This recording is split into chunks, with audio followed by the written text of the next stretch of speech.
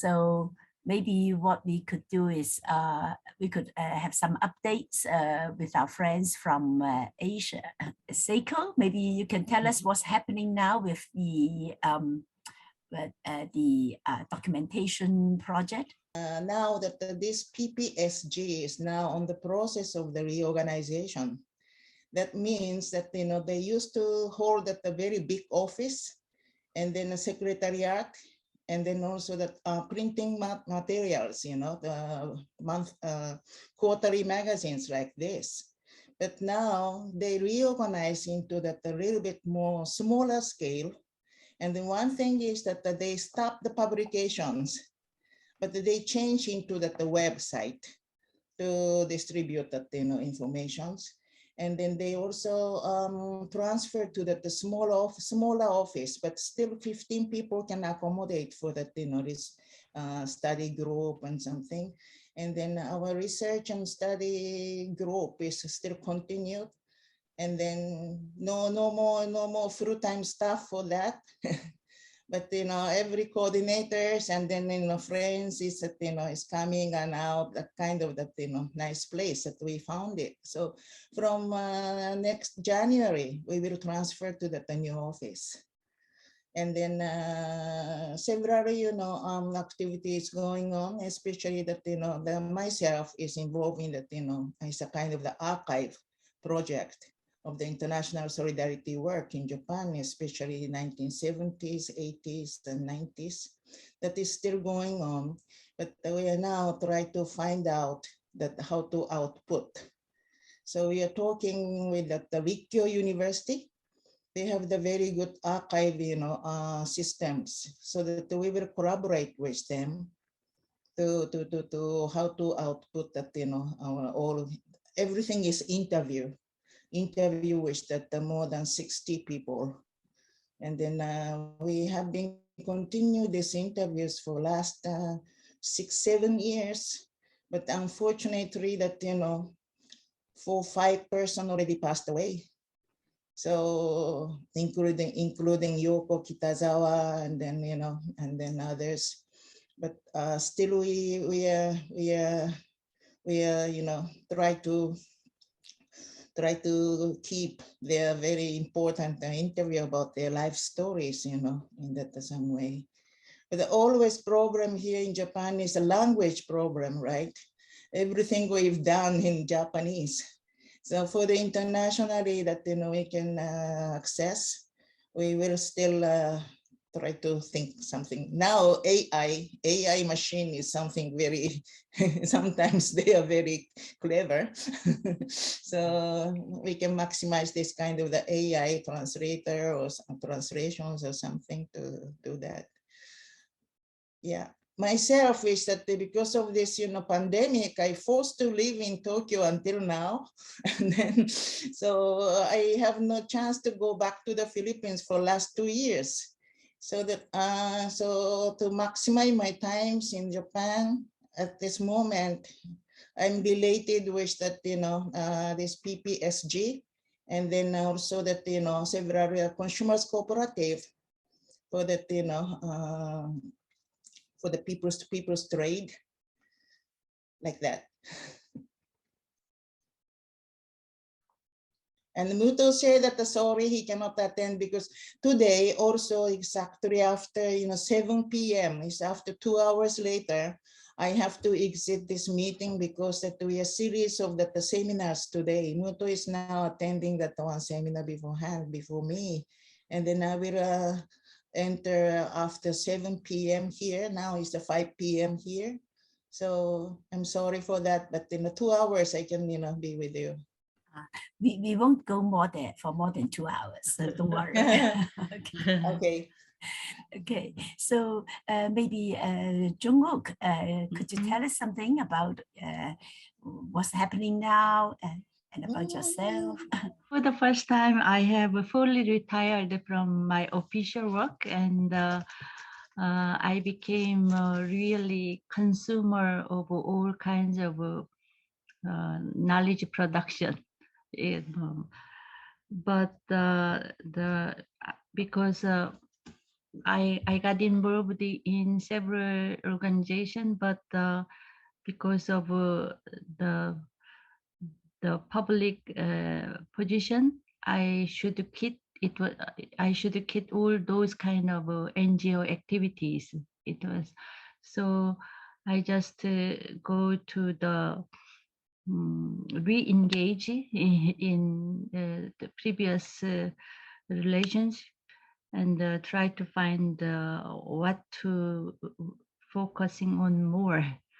But there are many problems and things to be touched, but I try to be slightly distantiated. Now currently we are the presidential election is the hot issue. But I have been slightly distantiated from those kind of the political front line, but sometimes try to elaborate certain policy proposal to public arena. So that was my, so I am currently relatively free from all those kind of obligations to see all the things what's going on in a more distantiated way. So in that sense, I am very happy to be here to see all the friends. And, sometimes I can see the things very pessimistically when I go into the bureaucratic system. It is very difficult to convey our original agenda to be practiced. But sometimes certain things can be handled. So the both ways. So I try to see the things in a more optimistic way, but with this kind of solidarity building. So from time to time, because Kinchi sent us the mask when the COVID-19 is so serious. So we are not prepared for those kind of things, and it was great help to me and also to my organization, not only Kinchi, but also from China Embassy. They also sent us those kind of masks. So we provided that those women workers who are burdened with immediate caring. So it was great help, and I realized the strength of solidarity. Thank you. Thank you, Jungkook. We know you are so busy, but we are so happy now that you could be joining us for these events. So I now see that also Victor and Buntan have come in. So we are now having a very quick round of introduction about updates about ourselves and or about the work related to PP21. So, and after this, then we will be going into the case studies. So Victor, would you say something about yourself? Yeah. Hi everyone. Hi. My name is Victor Karunan. I live in Bangkok, in Thailand. I'm originally from India. I'm part of the core group of PP21. Sawadika Buntan. I was, well, from the 1990s, actively involved in human rights work here in Bangkok. Presently, I'm teaching at Thammasat University and Mahidol University, and doing consultancies with the UN. I've been a bit out of touch in the last month, mainly because of my teaching and other commitments. It has been quite heavy with exams and so on, but it's all nearly over now. So I hope to catch up with PP21 as well as the World Social Forum process with colleagues. I'm looking forward to the case studies today. That will be good to hear from Thailand and other countries and discuss how we can take this forward and also contribute to the World Social Forum process. No, that's coming up as well. So nice to meet everyone. And I look forward to our discussion today. Thank you. Thank you. So Buntan, could you introduce yourself, and then we'll hear Arjun. So I'm Buntan from Asian Cultural Forum on Development, or ACFOD. and also working as the human advocate here in Thailand, and also with different social movement, right? The campaign for popular democracy. So I'm here also part of the continuing process of PP21. So actually, we have also experience in the 90s when I have been part of this initiative to establish the Assembly of the Poor in Thailand, also together in collaboration with the others. So I was trying to involve our friends from Indonesia, from the Philippines, Thailand, and Cambodia to join us, but I'm not really sure if they can make it.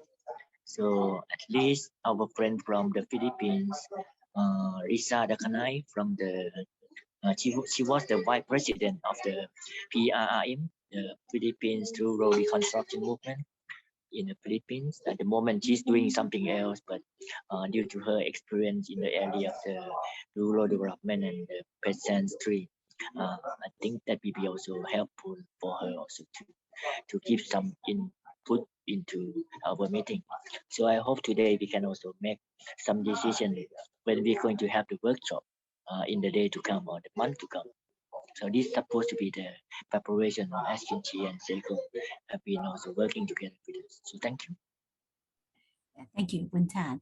So Arjun, could you say something about yourself? My name is Kusum Dungyel and I worked in rural reconstruction Nepal. I'm working here as an advocacy officer.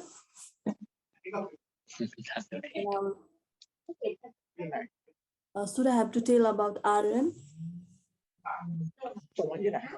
Yeah. Yes, please say something about the RRN. Okay, sure. Wait a minute. RN is a leading NGO in Nepal, which initiated in 1989 first and is a British Nepal, and in 1989 as a RRN. And RN also takes active initiative through policy advocacy, lobbying, and networking at local, national, and international level to promote human rights, social justice, and sustainable peace among poor and disadvantaged rural communities.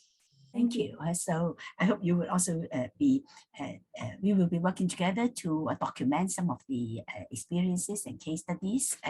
So we will be well, in touch. So now maybe can I invite Jade, Margaret, to say something about yourself? My name is Xue Cui, and you can call me Margaret or Jadi.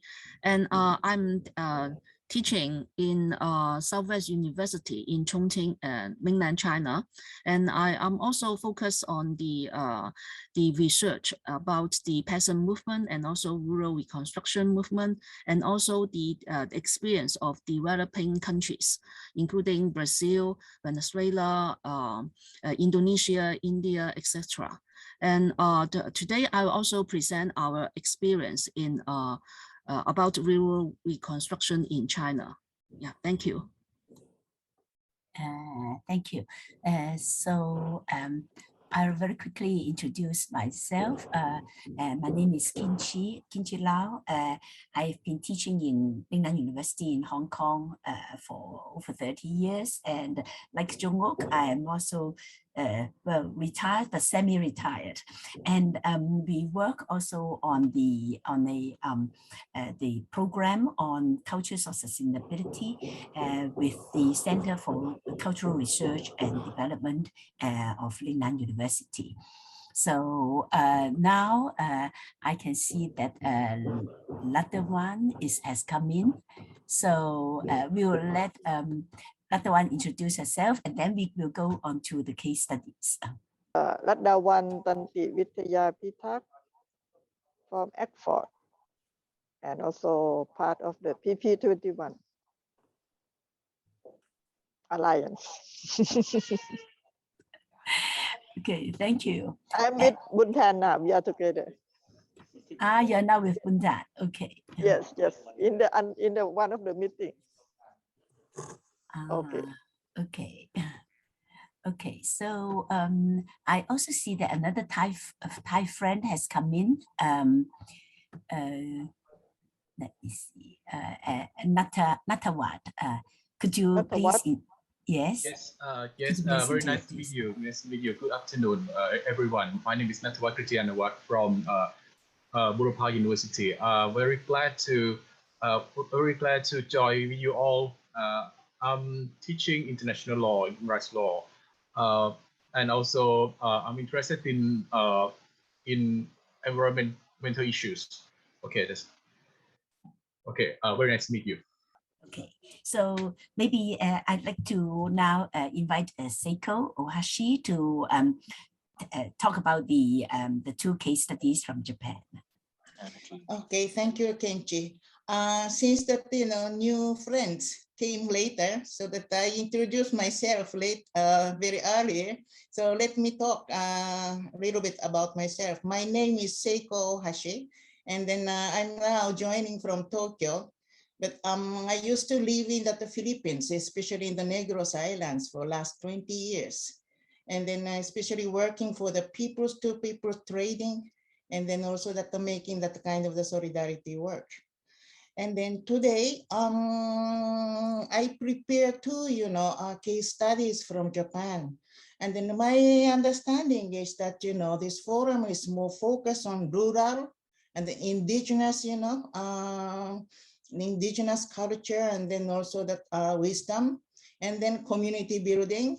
And then another keyword might be that the young generation. So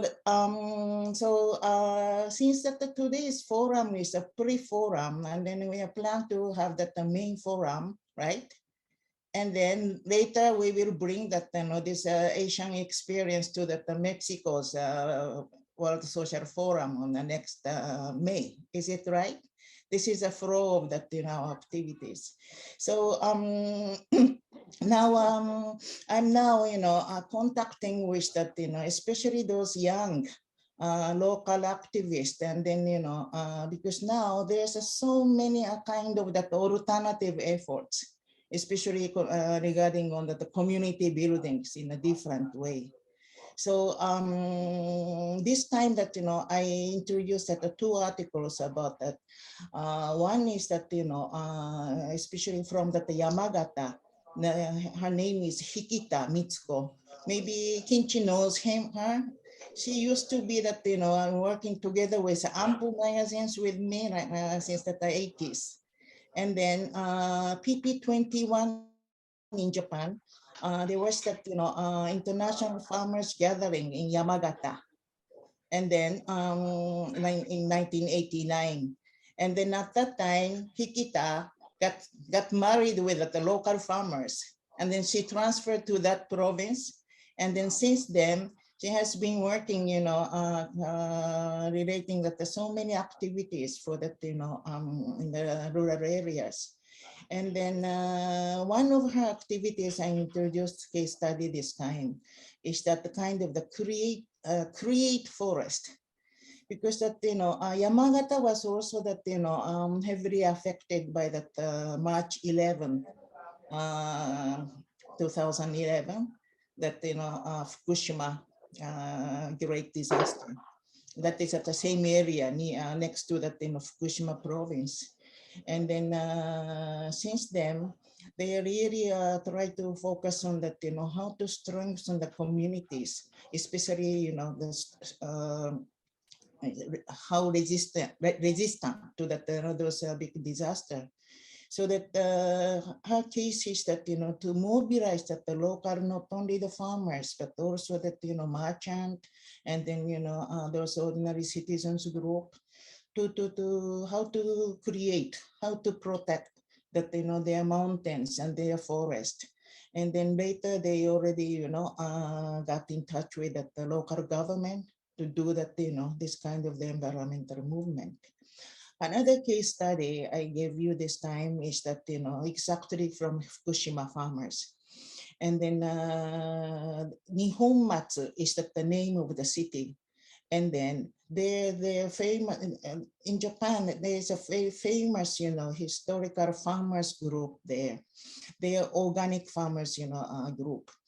And then all generations started, and then after that, Fukushima's, disaster, most of the, farmers are so disappointed, and then at the same time they couldn't sell any kind of the vegetables because of that, those rumors of the radiations, and at the same time that the area was totally damaged by that, tsunami.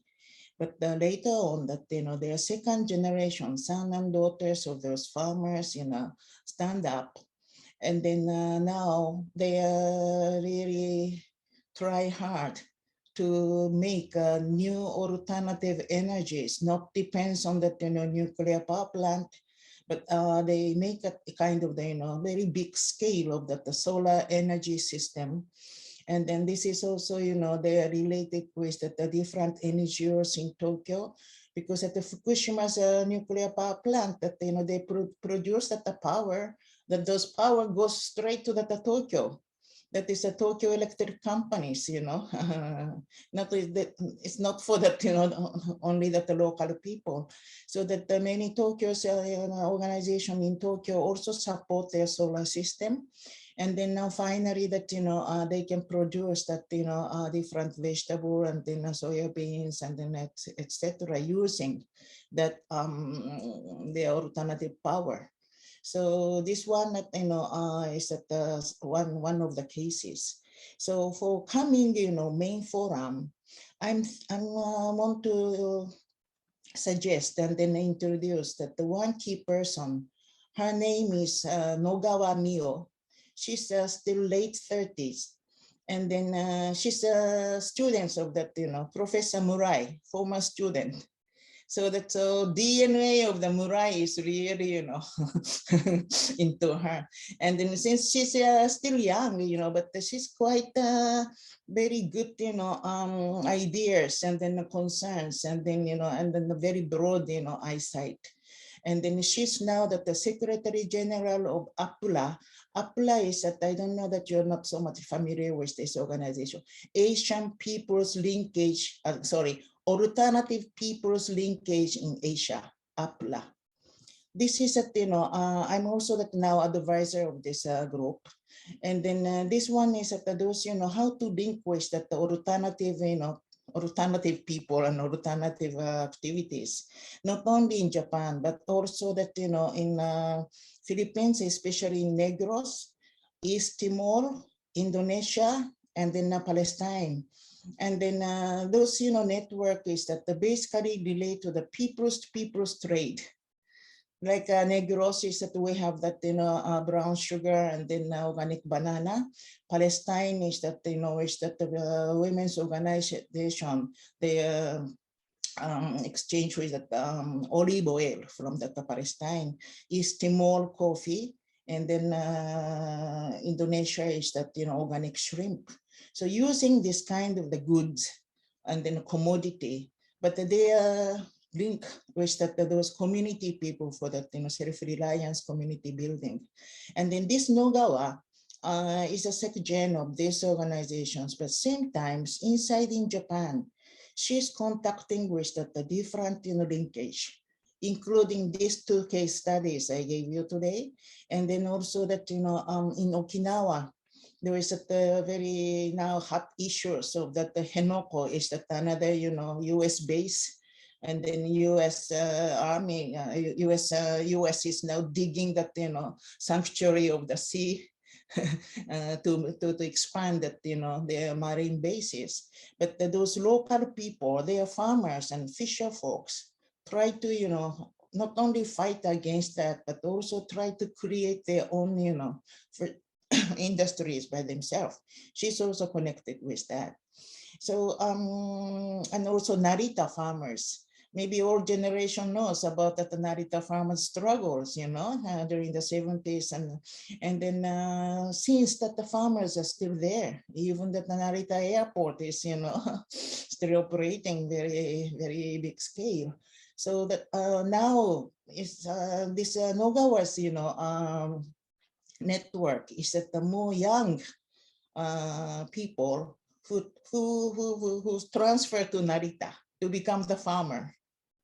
and then you know, all former students, and then they are not that the activist type like before, but you know, they do really doing that organic farming, and then you know, and then under that, you know, under the series of that the airplane is going on in the sky, but it's a quite unique activity. So I hope this Mio Nogawa will be that the one of the resource person for the next main forum to introduce several case studies, and then she has some kind of that, you know, her own idea, not conclusions, but what she's now talking to me is that well, there's so many different kinds of the activities all over Japan, but and then they are not networking like this. But how those, you know, experiences will make some kind of the power to make some difference is that, you know, still this is a very weak according to her, so that she wants to share about that, you know, young generations in Asia about that, you know, this kind of the her concerns, and then you know what he's thinking. So I'm sorry I cannot tell you so many, you know, case studies this time, but you know, this is at the, you know, since that the pre-forum, so that she agreed on me, agreed to me, because that she's going to attend that, you know, the next main forum for this. That's it for me. So now we would like to invite comments or questions, or if you know of similar experiences in other parts of Japan or in other parts of Asia, so please speak. Kinchi, may I ask Seiko, if it's feasible, is it feasible to have some sort of the short video documentary on the struggle of the movement there? For example, during the Assembly of the Poor in 1995 that we host here in Bangkok, Thailand, some 3 farmers from the Sandisuka, who were also fighting against the Narita airport construction at the time. I think the struggle are quite inspiring in a sense. If you can prepare some sort of the, let's say, 10-minute documentary on the struggle and brief story of the movement there, we can also see the audio visual thing. I think that will be also very helpful during the workshop, the big workshop that we're supposed to organize in the next future. And also similar to the Okinawa. I think that is also very, very, very good case study for many of us also, for many countries too. Thank you. Yeah. Okay. Yeah, we can do it. Short video is that, you know, it's a little bit difficult to find it. We have that so many documents at that time, but how about the picture, like a slideshow? Maybe picture might be easier. And then I can consult with its Mio Nogawa. She's supposed to have that, you know, there's a lot of the pictures of that, the before and then present. No? So, okay, thank you very much for it's good ideas. Yeah. Yes, pictures would be good to have a slideshow, and then we can somehow have more, can feel more about what's going on. But Seiko, actually, I was in Japan, I think 10 or over 10 years ago. And I was taken to see some of the local solar energy generating plants, especially in Hokkaido. So your case study, you talked about some of the attempts to create the local electricity generation. But then could you tell us about well, the bigger picture about other similar efforts and what has become of them? You mean the solar alternative energy? Yeah, one is that, you know, this one in Fukushima, and then another one that, you know, we can introduce you with the picture is that by Green Co-op. Green Co-op is that, you know, consumers cooperative, which that the 400,000 members that is based in Kyushu, is a southern part of Japan. I'm now that, international advisor of that cooperative. They have been involved in that, peoples to peoples trade, especially with the Philippines in Negros. But after March 11, this consumers organization is now, this is also very quite big scale of the solar energy. They create that, their own company, green, what you call that, green electricity.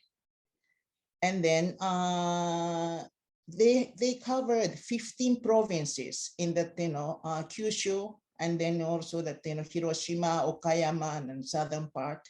So depends on that, the geographical condition. They can put that, very big solar panel system. I think now is that the 6 or 7 provinces, they already creating their own energy. And then, but the energy creation, they have to sell to the big electrical company to provide that, the power. But that time that, what you call that, I cannot explain very well in English, but, there's a linear line to send that, electricity from their solar panel. This is very expensive, and then this is monopolized by the price by the big companies. So they are now sue the case in the, Supreme Court or local court to democratize that, this kind of the power distribution. So this kind of the activities we can also introduce with the pictures of the, next one. But actually, when will be the next main forum is another story. We will discuss how that. Yeah. We will plan for that. Yes, it could be in 2 or 3 months. Actually, we can discuss. Yes. Okay. So, any other questions or comments about the Japanese cases? Just a comment, because the generation continuation, I thought it is very impressive in Japan. The old social movement, those we are well known, those spirit and those streams are inherited to the student of Murai. Anyway, and she carried all the burdens, and she tried to find the alternative way. So in that sense, not only her, for other young people, those messages can easily carried. That was my one question, because in Korean case, we are involved. Many of policy intervention has been drawn in this pharma sector. So many local government and the government policy sometimes captivated the old social movement agenda. Some of them were hijacked by the government. So in that sense, the movement and the role of government and the young generation's positioning is not so well integrated in certain way. But what is the government role in, especially in alternative energy programs? Is there something that was in Japan? So sorry, what's your question again? It's a question? Because one thing is that the role of government, the government policy intervention was not involved in this kind of generation linkage and continuation, and also especially for the alternative energy problem, because it is a very big policy issue in Korea, solar energy issue. So it is only NGO burden or some government policy proposal is there? It was my question. Sorry, thank you. Here in Japan, although the even the government is saying that what's that, sustainable development goals, no? That is everywhere, even the big companies talking about that. But in terms of that, the nuclear power plant, government is still plan to, reopen it. And then they don't have any, articulate reason to reopen it or not. But, but they are still very, very carefully, telling the people, okay, one by one, okay, the test was clear, so that, that is open. So, and then the solar panel, solar power is that, several companies, big companies now engaging it, but, in terms of the monopoly of that,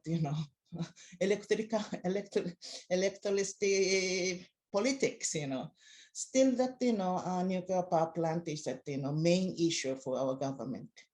So that, so most of the practice of the solar is more done by the, local people or private company. But it's not as that the government policy. It's a very, very, it's clear for that. And then another one is that I really found that, of course, I belong to that old generations, all the activist generations in the 70s and 80s, but after March 11 of that, Fukushima, it's the kind of that, kind of the very drastic change between that, generation change, and then for us, even nuclear power plant issues or whatever, we organize the demonstrations, we make, speak out, and then, to try to say that dismantle, that is that our style. But nowadays, those young generation, because there's no such continuity from 70s, 80s, and then nowadays, 90s, in 90s, that is a kind of that different shuffle of that, social movement. So that all the, a kind of the militant, okay, anti-imperialist, anti-capitalism, that kind of the movement was not continue smoothly to that, 1990s. So nowadays in the, 2000, present, those young generation is that, quite unique compared from us, is that they don't talk too much about the government or big power, but they want to create. So instead of that, okay, we are fighting against the power plants. Okay, why don't we create our own energy? Why don't we create that, a new type of that agriculture? So that is quite interesting and quite good. But same times, in terms of that, how they can become that more, big alliance or not, is that another stories, and they don't think so like that. And then our generation is tendency is always try to how to organize, right? But they don't like it. Okay, they respect each other, and then they do their own way, and then respect and then network. But in terms of that, how to change the government or how to change the government policy, that is very, very far from, they don't think like that, it's very far things for them. That is my feeling now. Well, we have several Thai friends here. So Natawat or Buntan or Victor, would you like to add anything? Can I turn off my video? No, now you turned it on. Okay. Yeah, I have to turn off. So any further, Natawat, please. Okay, I have something to add. The secretary of the Jana movement is reflects that Thai government grasp more power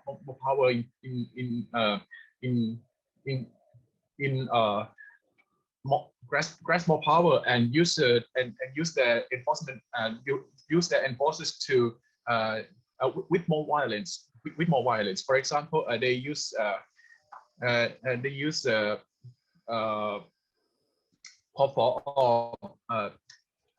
they use a commando to suppress the small amounts of the small groups of the Nam movement, which that's unfortunate because the commando is sorry that my internet is not stable because the commando has been designed for dealing with or coping with the big or huge group of protests, not a small group of protests, and that's the cause of this. The cause of this the cause of this operation is that Thailand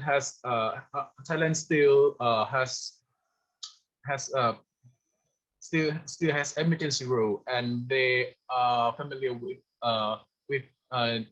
using the power under this rule, which gives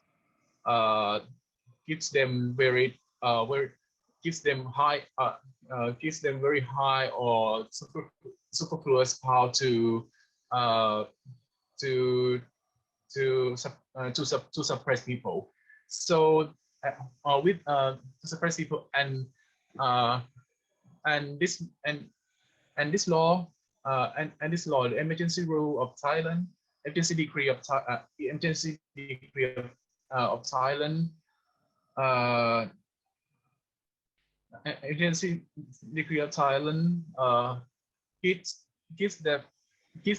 gives them power, but gives them impunity. So they are not responsible for their deeds. That's a point. That's a point I want to add. Thank you. Thank you. And so, Buntan or Victor, would you have anything to add? Yeah, hi. Thanks, Ladawan. Thanks so much for that very comprehensive picture of the struggles of farmers in Thailand. And I think for me, the concern is this. Firstly, that not only in Thailand, but all across our countries in the Asia region or Southeast Asia region, we've gone through tremendous transformation in agriculture over the last 30, 40 years. Yeah, unprecedented. It's never happened like that before, but we've had, for the first time, huge multinational companies that have commercialized agriculture. And that the prelude to that was governments under pressure to institute land reform. Because firstly, governments need to maintain control of land and make that available to multinational companies, which means buying it off from small farmers. And that's why we've seen over the last so many decades, complete decimation, so to speak, yeah, of small farmer holdings. They've been put out of the job. They've lost the land and they become unemployed or move to the cities to become manual workers. So that's one big trend that we're seeing. So the struggle of farmers today is no longer like it was in the 80s and 90s, local and national. The struggle of the farmers today is become global. It's an international struggle. And that's where the type of solidarity links that Seiko was talking about, farmer-to-farmer connections across the global south, is extremely important. So that's my first point. My second point is that the politicization of farmers' movements was something that marked the farmer struggle in the 90s, 80s and 90s, the politicization. Because a lot of these farmer organizations, like the Farmers Federation of Thailand, the peasant movement in the Philippines, KMP, and in many other countries in the region, were all aligned to either communist parties, student movements, and workers' organizations. There were strong alliances. And that was the second strategy of the state, of governments, to break that alliance between farmers and other progressive movements. And they did that very well. They used violence, like Nathawat said. They used the military, they used counterinsurgency as the excuse, or emergency regulations like they're doing in Thailand now, to be able to suppress, kill, and intimidate farmers and so on. So therefore, we've seen also, and I don't know, I'd like Ladawan's comment on that, whether you see that in Thailand in recent years. There's also a strong tendency of depoliticization among farmers. Yeah, they've completely lost hope in political parties or in any type of political movements. For them, it's a question of survival and livelihoods. So we've gone through a complete change in the type of ideology and the vision that has guided farmers' movements in many countries in the region. I've seen that also here in Thailand. So what is important is to see how we can, and that is going back again to Seiko's point earlier, how can we transfer this knowledge and experience to the younger generation? How can students, how can young people and youth organizations pick up the cause of farmers and be able to struggle for it? And for elders, old leaders of farmers organizations in the villages and so on, how we can facilitate intergenerational dialogue with young people in the rural areas. I see that happening very strongly among hill tribes in northern Thailand, for example, but I do not know whether that similar thing is also happening among farmers in the northeast, in Isan, and central provinces of Thailand, for example. But that will also be something important to consider. The intergenerational solidarity to share the memory of farmers' struggles so that the younger generation become aware of it and can help to be able to continue the struggle for the rights to land, rights to livelihood of farmers and peasants in Thailand. Those would be my few comments. Thank you again for a good presentation. So if there are no more questions for the moment, actually, I have many questions, especially because I was very fascinated by the experience of the Assembly of the Poor. And in those days, in the 90s, I had met with some of the leaders and also some of the scholars that have been been in alliance, such as Suti and others. And I think just now Ladawan gave us a very good picture and an outline of what happened. And if we look at the program that was and also the lines that were followed by the AOP, then we could see that it was concerned with so many issues that are still so relevant today, especially on environment, on people's livelihood, etc. So I think well, later on, maybe when we have more time, then we could go into the questions about the specific conditions in which the AOP couldn't operate anymore.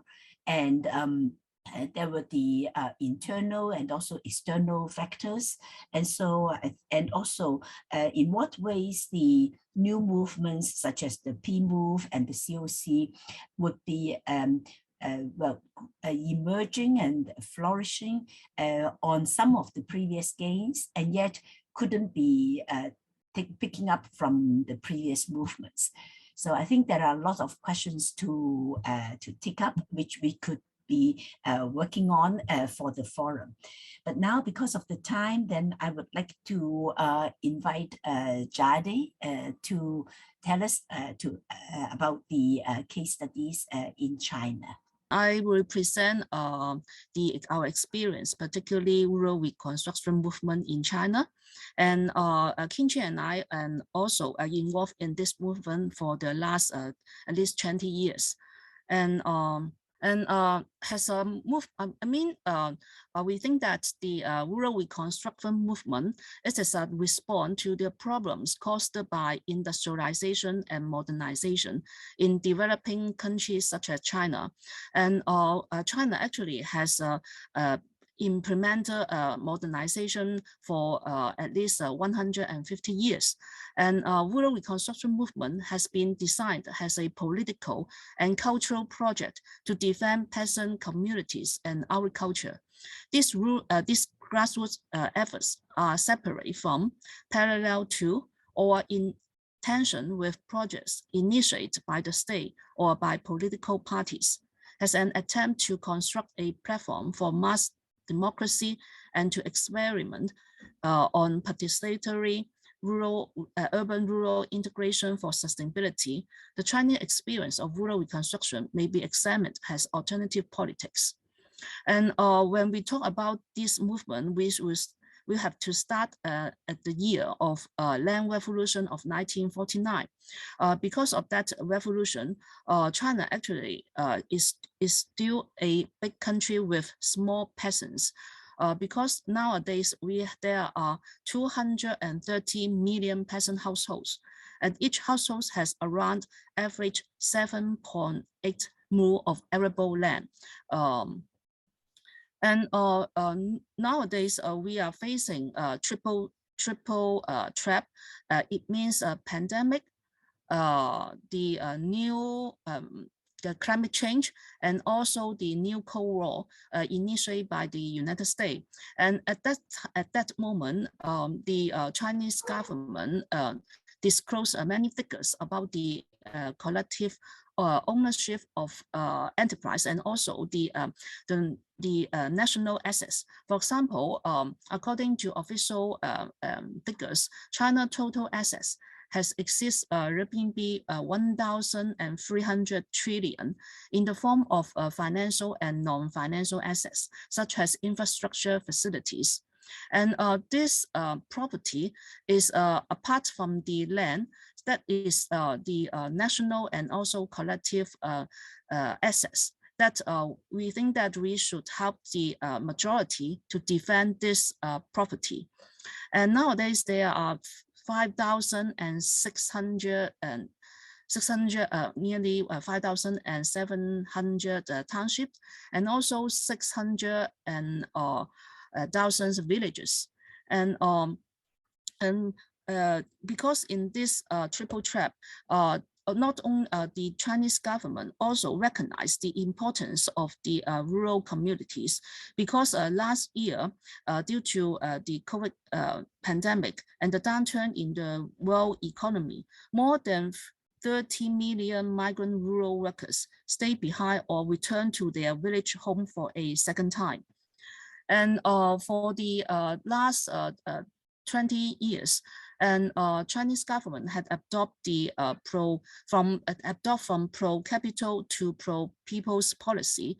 For example, in 2003, the ruling party has already highlighted the Yishu Sanlong policy. That means it refers to peasant, rural society, and agriculture.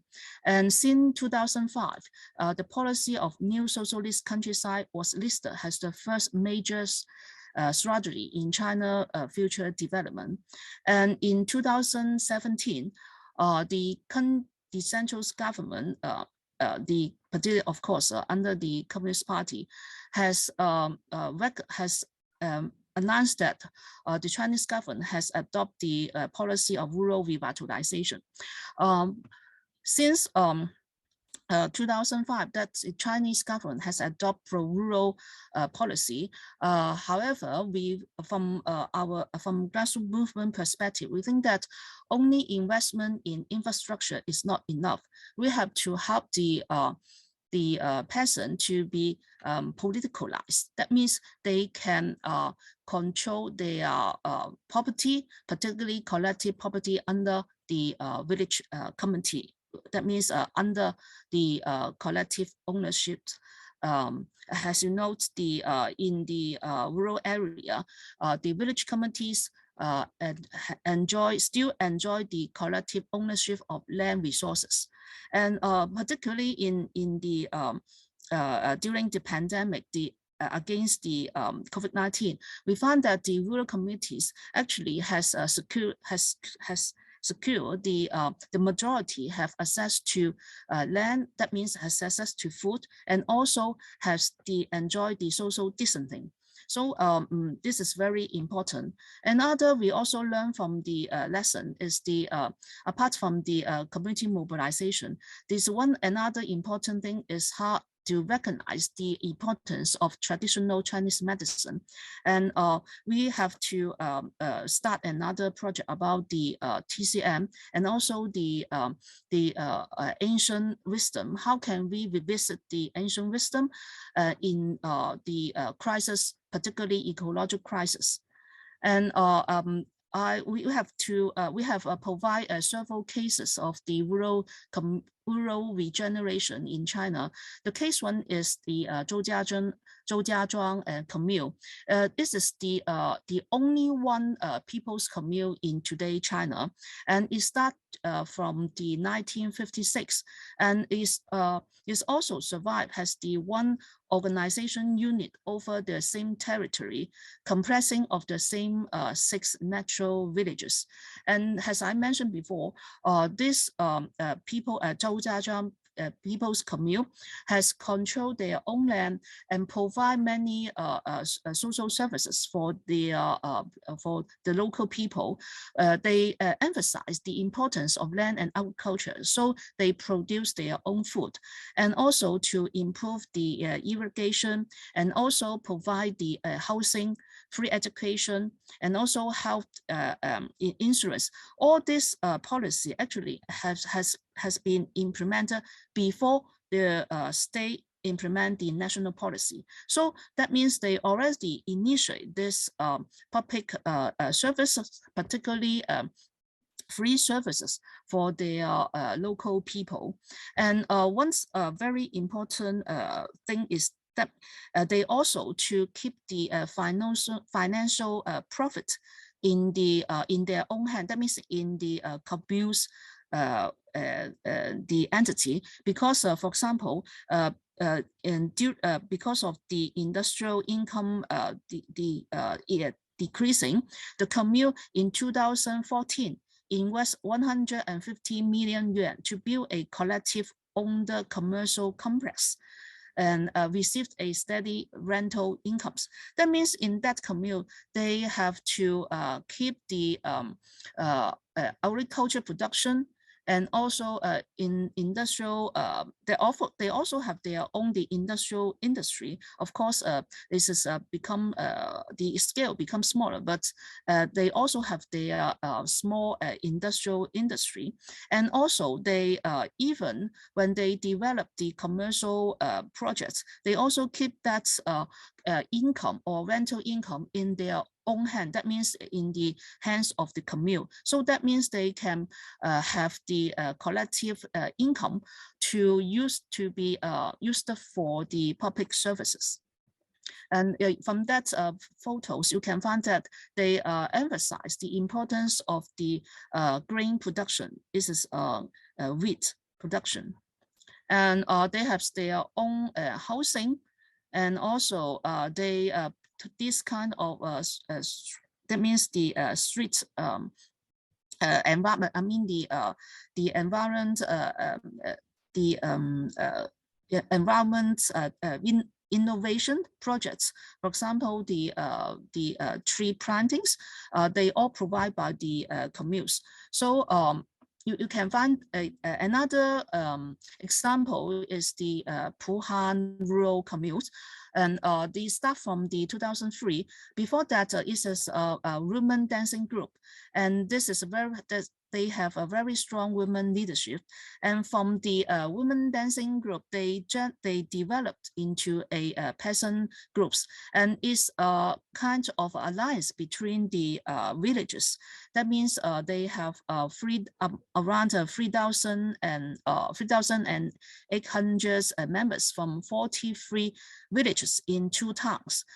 This is a very unique because it's a kind of a cross village peasant organization. And this is also very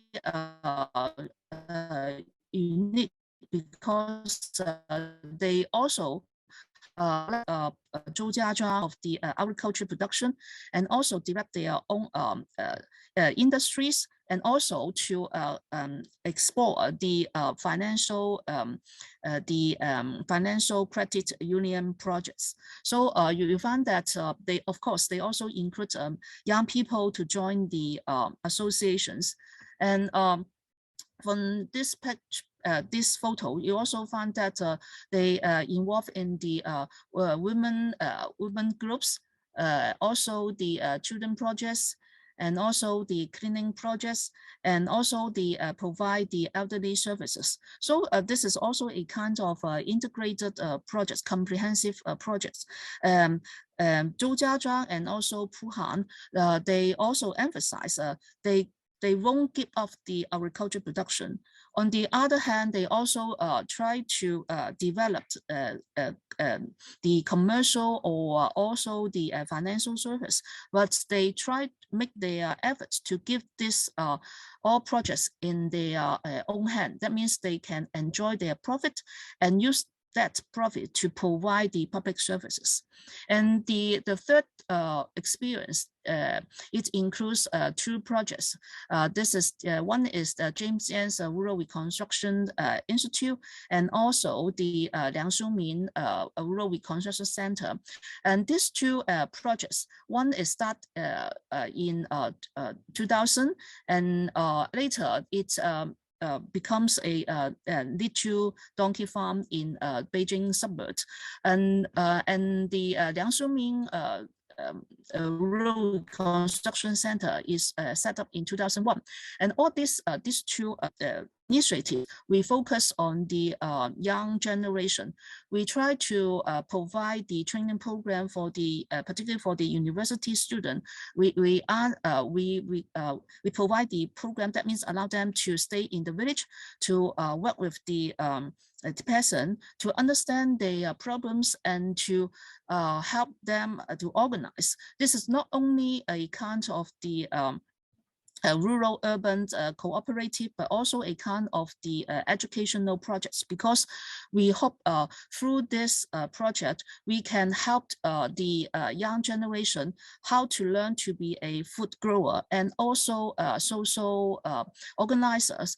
For example, in this year, in July this year, we have extreme weather, and there's a very serious flooding in Henan province, in Xinxiangshi and Weihui township, and we have some young people actually they come from this area, and after the training program, they go back to their home village and to understand what's the problem of that flooding, and also organize the rural fellows, and also they start to not only to stay at their home, and also help the rural society to be organized together to solve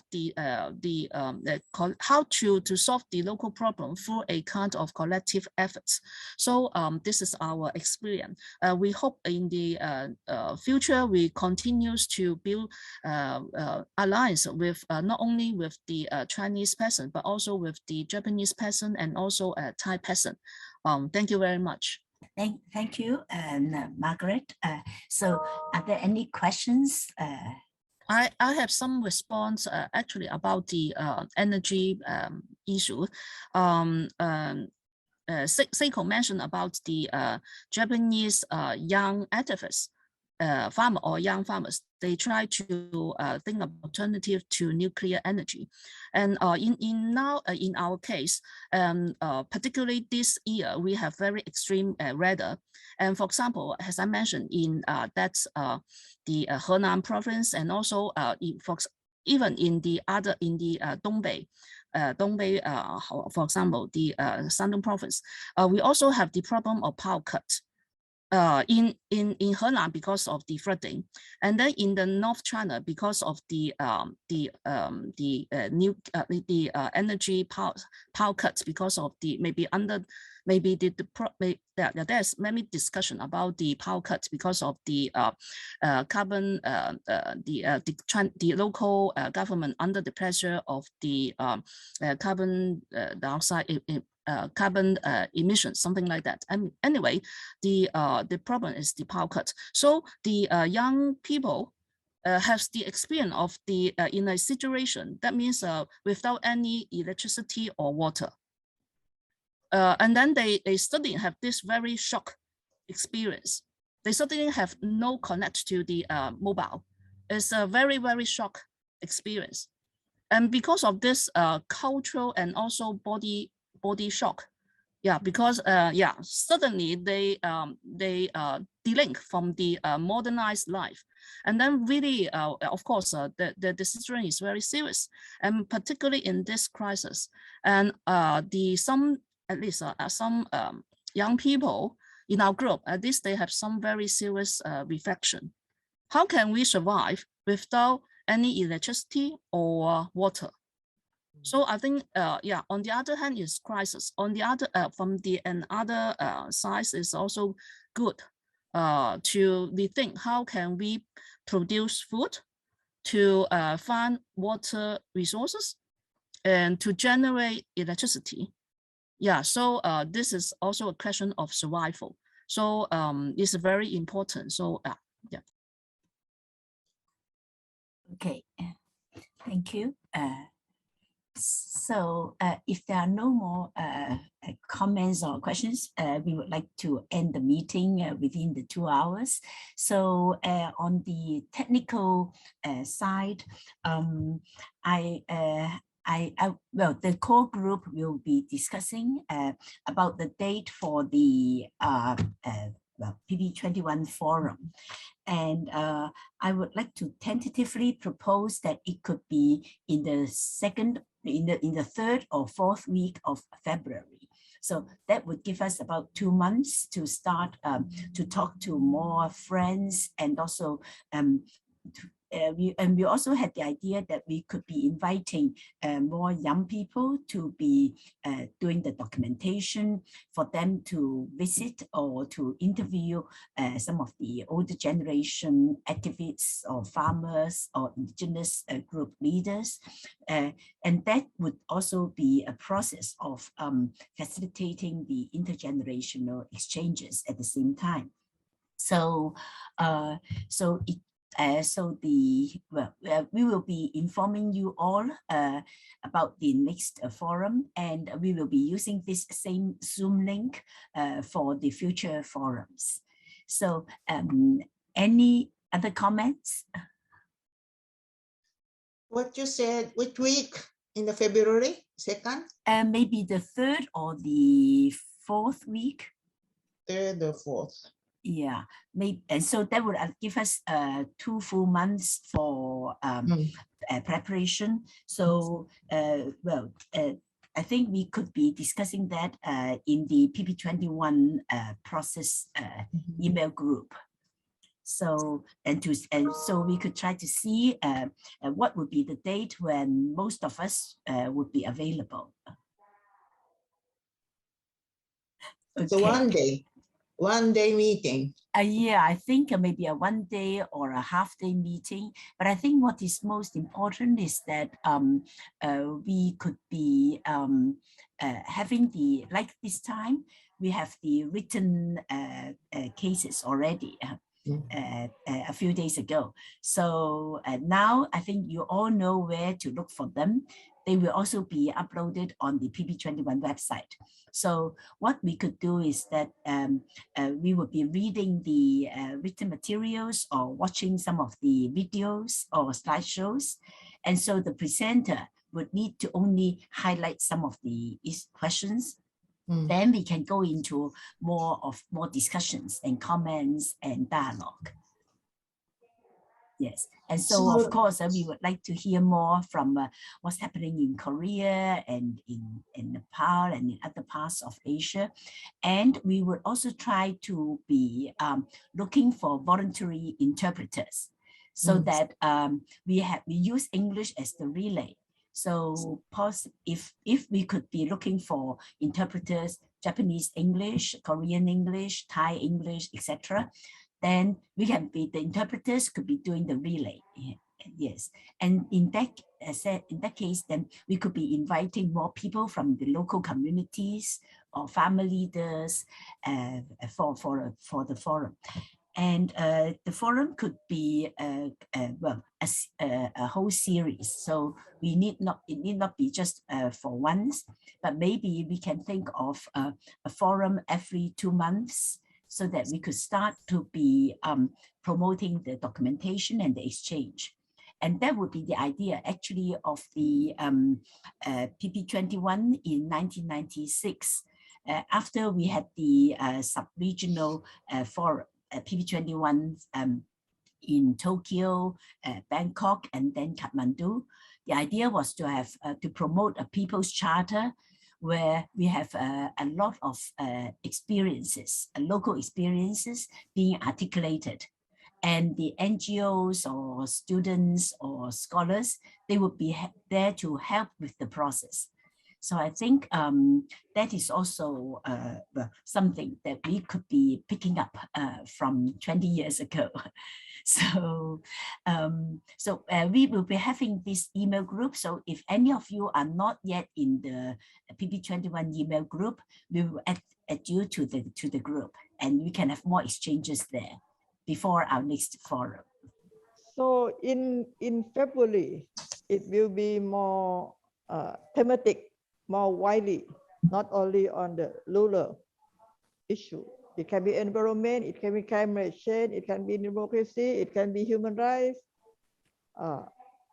Depend on the people who are, we invited them, and they can come from different countries in Asia. So we can have widely participate in that sense. Yes, I agree. Yes. And then the theme is the same, Kinchi. Is the indigenous rural community building? Is that the main theme? I think that could be the main theme, but then because we would also want to focus a bit more on the rural, because in the past, very often it is a bit urban centered, but then I think we do not exclude other experiences because they are all interlinked. But then just like the one was saying that we should be also including experiences on environmental movements or other maybe political movements. So I think we can be very open to that and to be able to accommodate diversities. But then we try also to focus a bit more on the local community experiences. Community building, huh? Oh, yeah, okay. I think the community building is a very crucial one. Yes. My suggestions on the date. Yes. If we involve that more people, ordinary people, I mean working people, I think that Saturday or Sunday might be easier for them to attend. Yes, I agree. Weekday is difficult for them. They have their own work, right? Yes. So that means that 19 or 20 or 26 or 27. Yes. So we aim at a Saturday or a Sunday. Yes. Either. Okay. So maybe what we could do is we could discuss the exact date in the email group, so that we will see that we do not clash with any other major event. I do not propose early March because that would be the Women's Day, International Women's Day, and a lot of activities. And so maybe the 3rd or the 4th week, the weekend of February could be a good one. And I think we could also start with that. But then since we could be planning for one forum every 2 months, so we can start to draw in more people. Yes. Okay. Okay, so Kusum, we will add you to the list, and if any of you have friends or other movements that would like to be in the email group, so please just let us know. Okay. Okay, so thank you. Thanks to everybody who have presented and also have participated. And I hope to be seeing you all soon. Thank you. Okay, thank you. Thank you very much. Thank you very much.